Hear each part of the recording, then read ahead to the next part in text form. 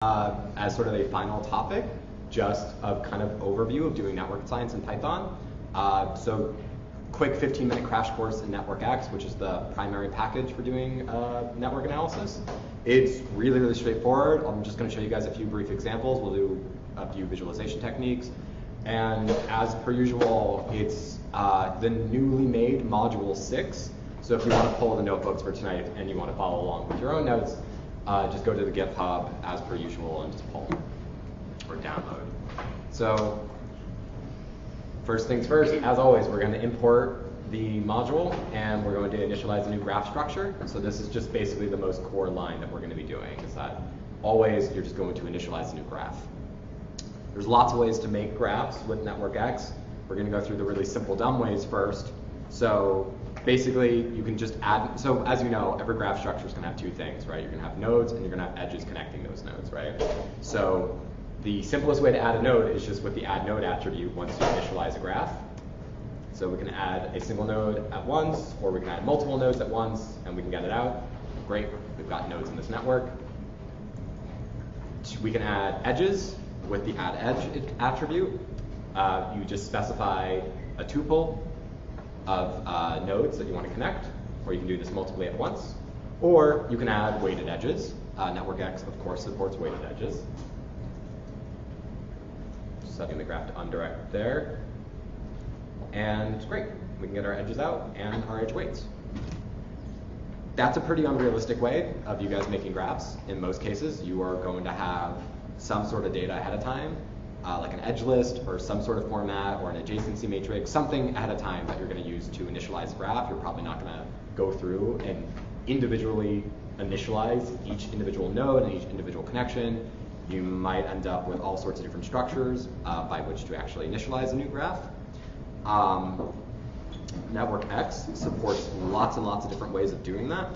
So if you go to the NetworkX module and do the from, you'll see there's a lot of different formats. They might be in the from attribute or they might be in the read attribute.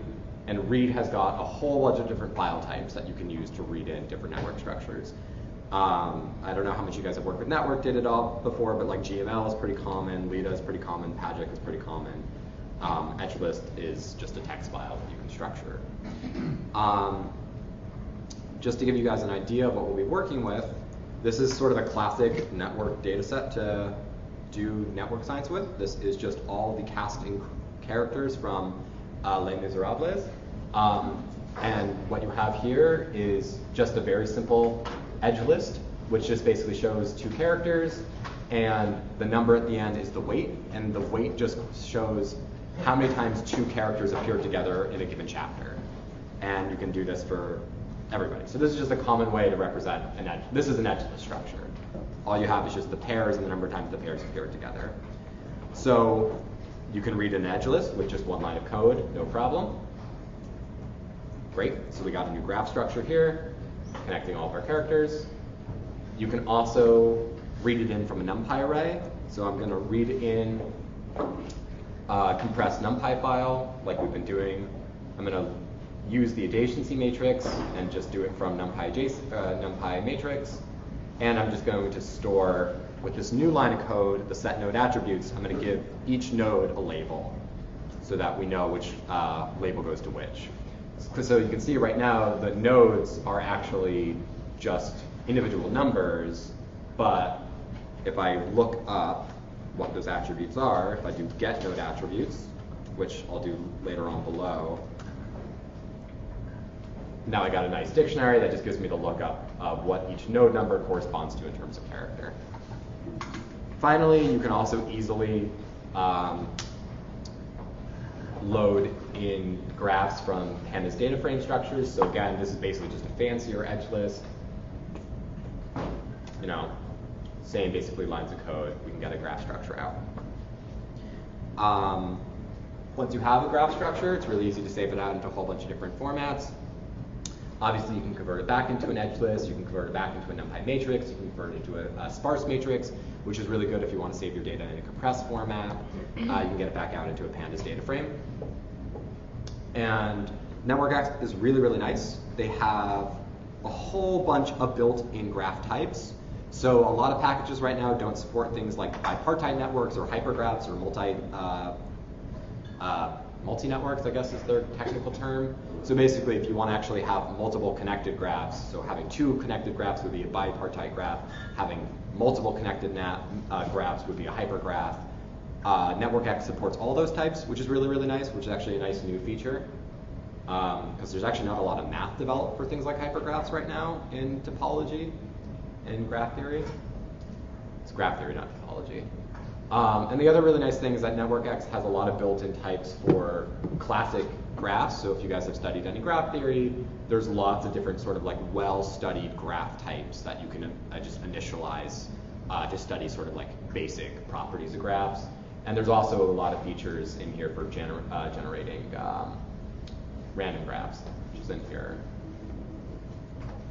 somewhere. Yes. So there's also lots of random graph structures that you can use. For example, if you're trying to check and see, if you're trying to run significance testing on a graph and you're trying to see whether or not a given level of sparsity or a given level of connectedness or clustering, if you're going to do that, you typically, what you'll do is you will simulate graphs that have the same number of nodes and the same number of connections, but just randomly distributed in different ways, and you can use that to test whether or not your actual observed graph is distributed in such a way, or its graph theoretic properties are situated in such a way that is different than what would be expected from chance if you want to do actual significance testing on graphs and not just pure descriptive statistics. Moving into actually computing metrics on graphs, there are tons and tons and tons and tons and tons and tons and tons and tons of metrics pre-built into NetworkX. So all the core classic ones are all built in. So obviously you can get things out like the number of nodes, the number of edges, the number of self-loops. You can obviously look at things like the unweighted degree characteristics of your nodes and the weighted degree characteristics of your nodes. It's really easy to check for subgraphs and connected components. So in our current graph with the Les Miserables characters, we have one full connected component, so our graph is fully connected. We don't have any subgraphs. We don't have any disjointed or disconnected graphs. It's very easy to compute centrality. We're just doing nx dot degree centrality or eigenvector centrality or betweenness centrality. It's one line of code, and you just pass it your graph structure, and you can get out all sorts of different things. And when you compute any one of these things, what it just spits back is a new dictionary that gives you the value, or so in this case, the betweenness centrality for each one of your nodes. And you can store that in the graph structure by doing nx.set node attributes, where we're just passing in the graph. We're giving it some label, so here I'm calling it either degree centrality, eigenvector centrality, or betweenness centrality, and then passing in a dictionary that maps the values of whatever metric you computed to its associated nodes. So you can see now each individual node has a betweenness value, a degree value, an eigenvector value, and a label value. So it's really easy to annotate and store associated metrics with your nodes. We can do shortest paths. We can easily compute the average shortest path of our network. We can also compute every single individual shortest paths. So the shortest path is just the minimal number of nodes you'd have to traverse through in order to get through any two nodes of the network. So we can look up the shortest path between a series of different characters. What's actually in shortest paths, that variable, is just a really, really long dictionary. It's a dictionary of dictionaries that basically for every character stores a dictionary of all the shortest paths to every other character. And that computes very fast. Obviously it would slow down for larger networks. There's basic clustering that we can do. We can count the number of triangles.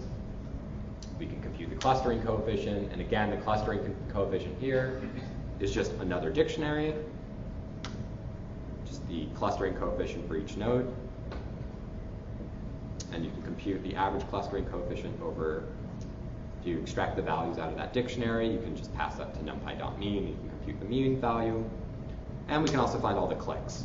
So here I'm just printing out a list of all the clicks with this character belongs, as long as that character belongs to that click. So the clicks, this is the maximal click definition, and it's been a while, so it's like the maximally connected group in a network where adding one more vertex doesn't violate any triangles, I think, is the clicks definition. There's different ways of defining clicks, though. And beyond that, it's really easy to visualize graphs as well. So we're just, again, just like we were doing before, we're initializing a new canvas. With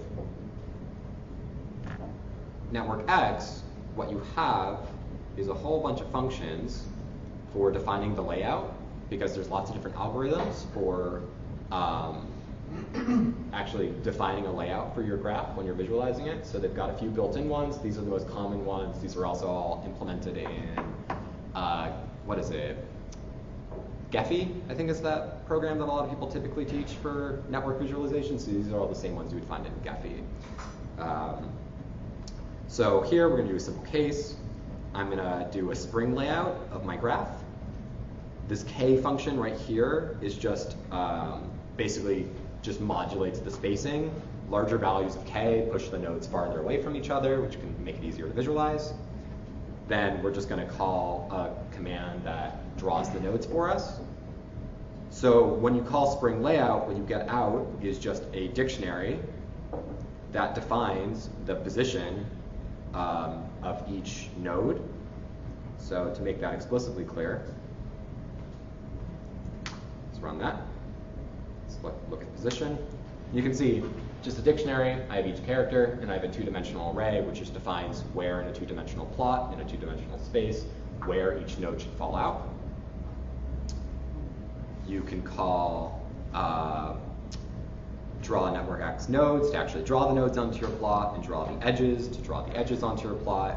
Here I'm just defining, so you pass in the graph itself, the positions of the nodes, the node size, and the node color. So I'm doing the same thing to draw the edges, and then I'm doing the same thing to draw the labels. Let's put it all together. So you can get a graph out, no problem. I pushed a lot of, this is a high level of spacing, so I forced a lot of nodes to go to the edges of our graph. But there's no reason why we have to do this, and we can do something more complicated, for example, because this is not a very pretty way to visualize anything.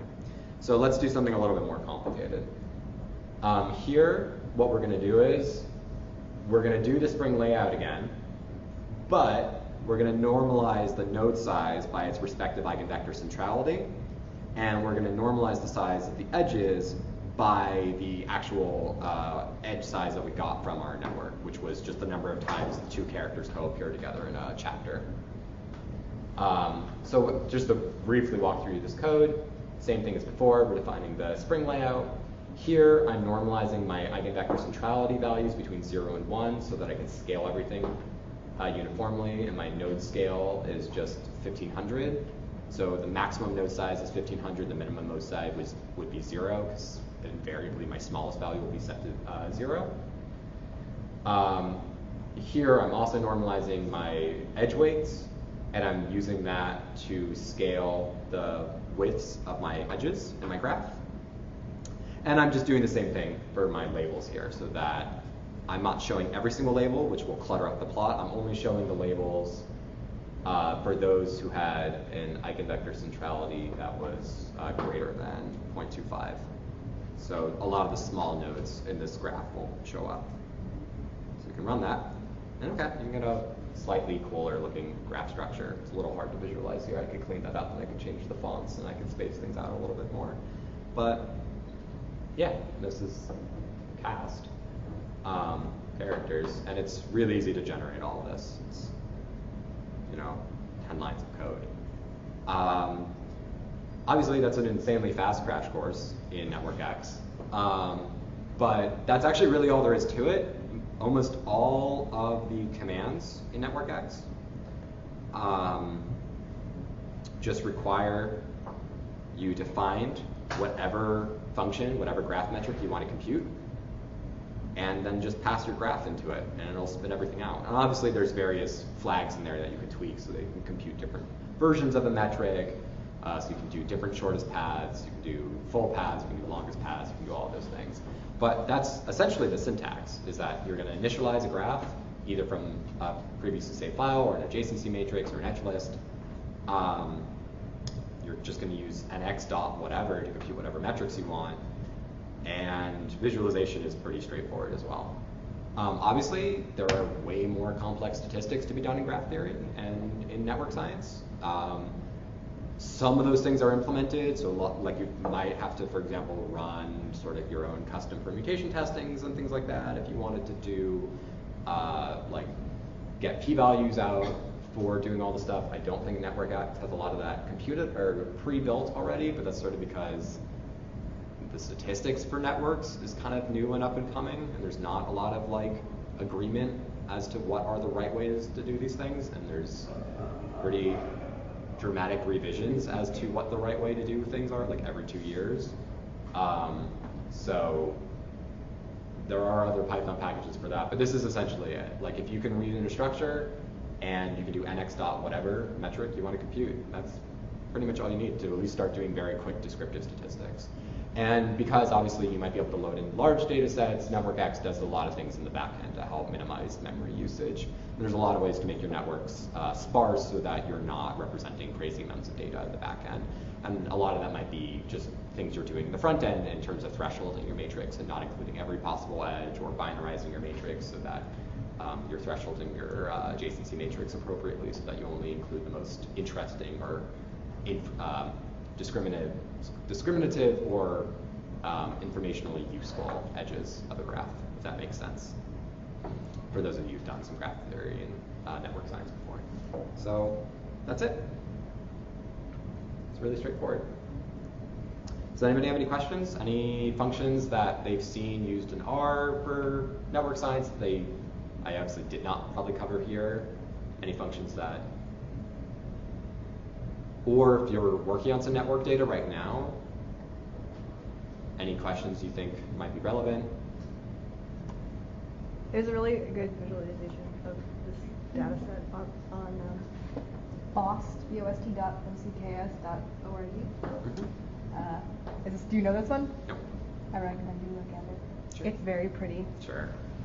And it's like a good, they'll create their own visualizations, but for the laity like myself, it puts it in Sure. digestible terms. Sure. NetworkX's visualization isn't the prettiest. I would still say for like publication prints, I would still definitely recommend maybe once you know the sort of, like do your statistics in Python or in R, but like do your visualizations with Gephi or something else. Both. I mean, maybe R has it now. I haven't done network science in R for a few years, so I actually don't know where they're at nowadays. But certainly, like, Bokeh is a nice package now that's doing some nice visualization stuff with graphs or networks in Python. But they're sort of new. And they're really based to do a lot of cool interactive stuff so that, like, you can make a nice web client online. So Bokeh is this thing.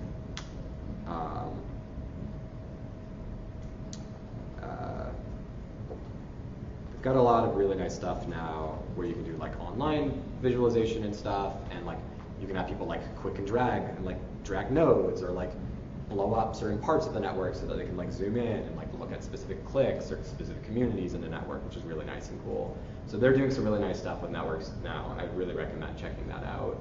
And I think this is cross-platform as well. I think Bokeh's got stuff in R as well. I might be wrong on that though, because I think their main thing is porting things to the web. Gephi's still amazing though. I still think Gephi probably does some of the best jobs in terms of actually visualizing networks. It's kind of more cumbersome for doing statistics, especially as you start doing more complex network level statistics. So, yeah. I don't really know, it's been a while since I've done any social network analysis, actual statistics, but I know in neuroscience right now, we are constantly revising best practices for network science as applied to brain data, and we are constantly finding out that we're doing things in totally wrong and not methodologically controlled ways. So this is definitely the place where I really feel like if you start digging into those projects, like you really should just pay attention to the literature, because especially the statistics for network science really seem to be changing pretty often. But that's my experience. Maybe in more developed areas, like I don't know what Stan Wasserman's put out recently.